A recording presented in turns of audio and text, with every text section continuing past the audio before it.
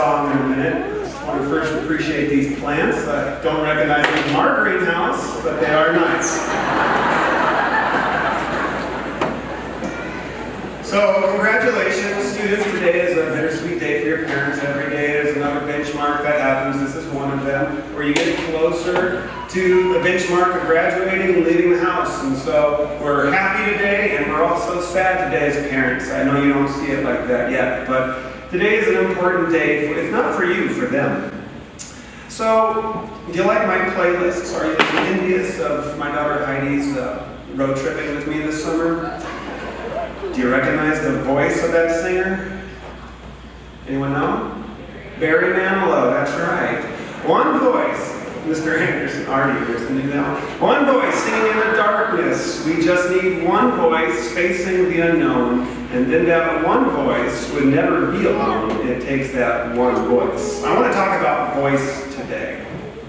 So our school theme, which you just heard, was about following, and I want to talk about that. Following. I am the light of the world. Whoever follows me will not walk in darkness, but will have the light of life. So I want to focus on follow. But to do that, I'm going to look at the word voice from the surrounding passages, which also uses the word follow, the same Greek word follow. And I know it's the same Greek word because I looked it up on the internet. So, voices. The kids heard my voice all year long, and I got to hear your kids' voices all year long, too. And so, unlike Mr. Dave Anderson, I'm actually going to call your kids out by name. So, actually, for M1, I heard the stares of silence for the entire first quarter until I instituted a joke of the day, and ever since I couldn't get them to stop. What do you call it when Batman skips church? Christian Bale. That's funny because he was an actor. I heard that it's actually, you never have to deliver a joke well. What makes it funny is the explanation of. Why does Snoop Dogg use an umbrella? For drizzle. I heard Paige Trimble's voice when she found out there was no written part of the lab and explained, so we can just screw around? I hear Sarah Rose's muffled voice of a sleeve of saltine crackers. I hear students' voices telling me today that I need to hit the whoa. So, all right, well, I mean, it looks like this, right? I'll try. Is it like, you guys, come on. There's a whole liturgy to it that I don't understand, and I looked it up on YouTube, and there was only like awkward teachers trying to do it, and so here we are.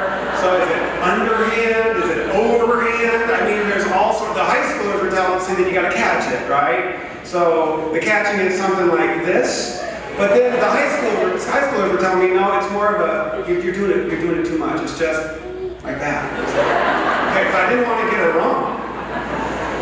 So you can throw the woe, toss the woe. There's the slow throw woe, where it just kind of lingers, all right, guys? So, yeah, okay. I think for a size of this crowd, there's like a sow the woe, you know? Sow the woe. I think it's like a blowing a kiss kind of woe. It's kind of like a whoa. Spike the woe. In a few minutes, you can do the old accept the diploma woe. It won't be funny for 250 times. So, it's like, can I get an amen? Except it's a woe man, which means in Greek, yes, there shall be woe. So, I hope I've thoroughly killed it now. My work here is done. I wish I could have heard the voices. I wish I could have heard your parents' voices when you returned back from Adventure Dome, $50 poor with a $5 stuffed pink animal with you. I can hear Trinity and Laney's voice when they wrote this entire speech for me. These first two pages are all down here.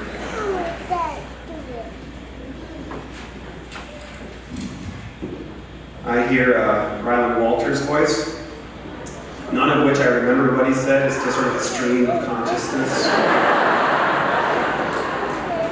I hear the voice of our high school senior, Clara Heisland, on that snow day, saying, "Oh, that is so wrong. No, you didn't," to some 8th grader who I think was named Ryan, I don't teach him, but now I admire, who casually walked over and knocked over the snowman in front of 15 high schoolers, right in front of them, and then formed a circular snowball firing squad all at him. It was daring and beautiful. It was wonderful. I hear Roxy's voice as she keeps every child in line in my class. She takes all the phones from every kid and goes down the seating chart. And she takes particular care of Austin Garland on all things electronic. The kids truly love Roxy. Why, this very morning, she brought donuts for the entire class, which was a beautiful gesture. I thought that was very touching. And then handed them out in order of who has been the least mean to her all year long. What a delicious way to communicate your grievances. And then people are like, "Oh, you did not put me after Austin." I can imagine the voices of Austin and Cooper and Hannah's parents at home saying to their children, "Do you ever sleep? How do you survive without taking naps all day?" Yes, your children are amazing. I hear Tristan Berry's voice every time I mention Arnold Schwarzenegger. Tristan, where are you? Stand up. And when I say Arnold, what do you say? Real loud. Yeah. He had to yell it. It's better when it's in a closed space, but that was really good. He did not do that. I hear the voice of all my students ask, "When will I use this in real life?" And you won't, all right? But I need a job. I have no marketable skills. This is all I have. So voices, they're important. They indicate anger from joy, and danger from safety, stranger from friend. I have some recorded voices for you, and I want you to try to pick out the voice, all right? So, Mr. Dudley, number 1. Congratulations, 8th grade. All right, now I know that was a hard one, but who is that? Okay, see, you knew that. There's millions of people, and there's only one Miss Como. All right, this one also is going to be a little bit tough. Go ahead, number 2. 8th grade, well done with finishing a great year. God bless in the next chapter of your lives in high school. Many blessings. Who's that? It's Mr. Wagner. See, you know the voices. This one's kind of just for fun. Number 3. Congratulations, 8th grade. Already a sweet chapter. Good luck next year in high school. God bless. Who's that? That's Mr. Wagner again, the same voice he used to cross the border.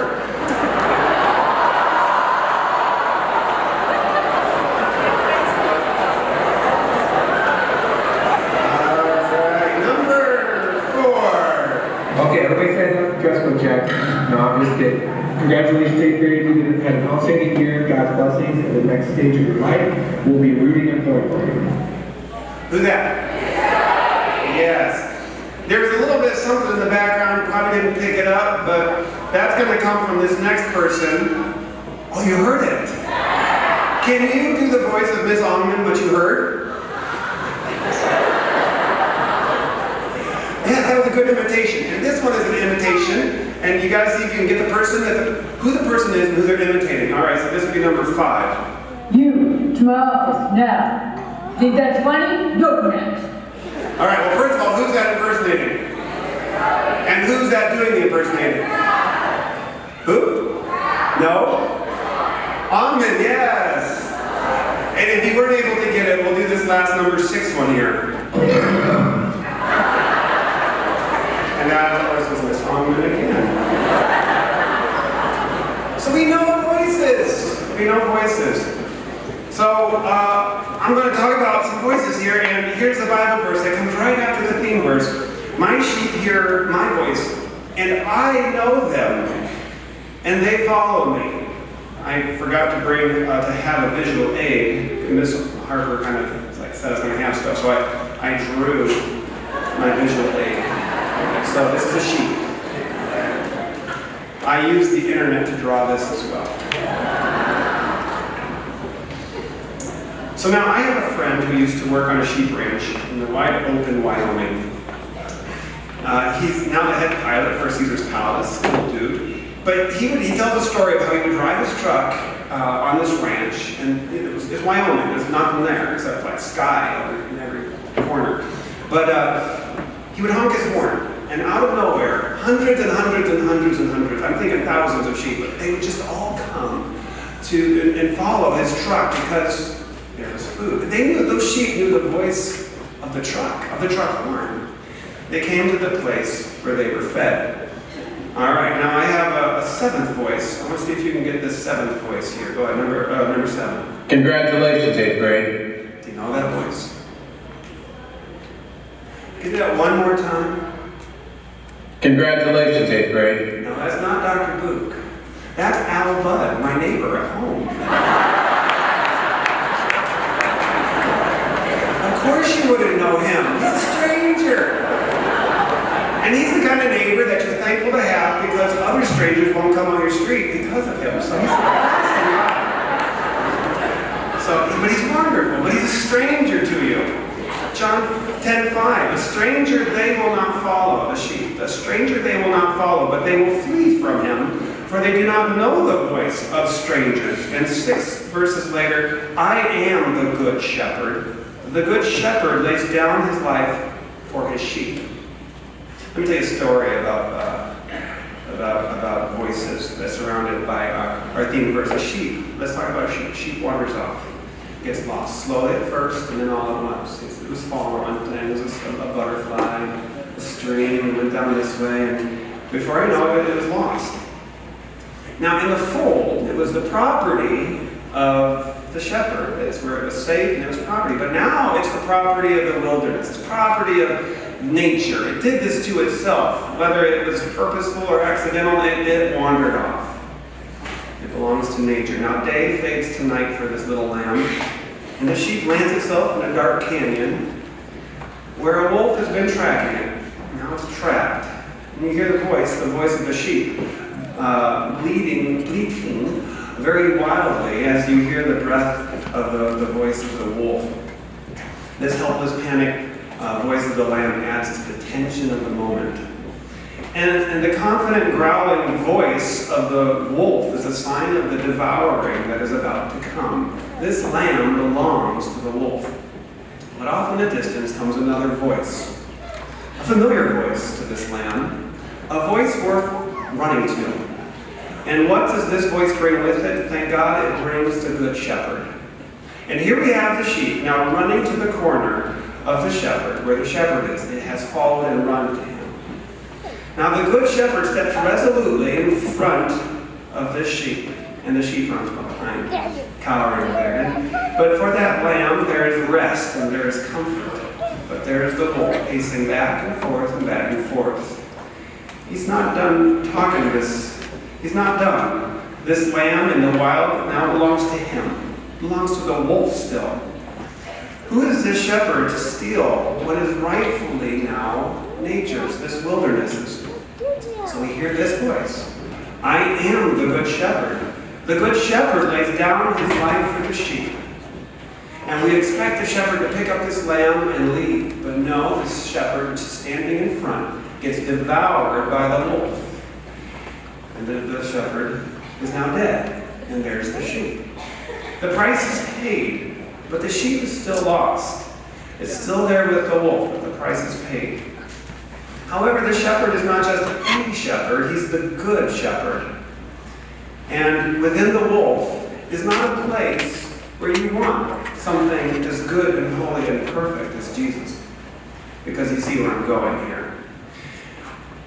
The good shepherd cannot be contained. He bursts out from the inside of the death of this wolf and destroys the wolf. And now the sheep is not lost. That sheep, of course, is us. And sheep don't walk when they hear the voice of the shepherd. They run. We run. We don't just follow. We run. We run to the place where we are fed. And you are fed in the Word. These things are written, John, I think all in John, that he records, that you may believe that Jesus is the Christ, the Son of God. And this is the light in our theme verse that allows us to see our shepherd and not just follow, but run to him. This voice holds tight to you. In our eagerness to ruin ourselves, this is the voice that returns us to himself and says, peace be with you. And this is the voice that goes with you into the summer. So 8th grade parents, 8th graders, open up to the Psalms each day this summer and leave it open. You're never alone when you have this voice speaking to you in the Psalms. And the Psalms are given for you to pray. There are joyous psalms for you given to pray. There are desperate psalms given to you to pray. There's grieving psalms. There's the angry at God psalms. Why would he put those in the Bible but for you to pray to him? For his words to be in your mouth, to use against him. He wants you to pray those psalms at him. And there's the confused psalms, and there's the psalms that give you comfort. These are your gift from God. This is the voice of your shepherd for your personal prayers when you don't have the words to pray. And as we part company, some of us may be off to new states, new schools, new places. This voice adds one last thing in the book of John. So there will be one flock, one shepherd. You are never alone in this shepherd. You are one with each other. You are one with all your faculty. You are one with all of Christendom. But most importantly, you are one with this Lord. Congratulations, 8th grade.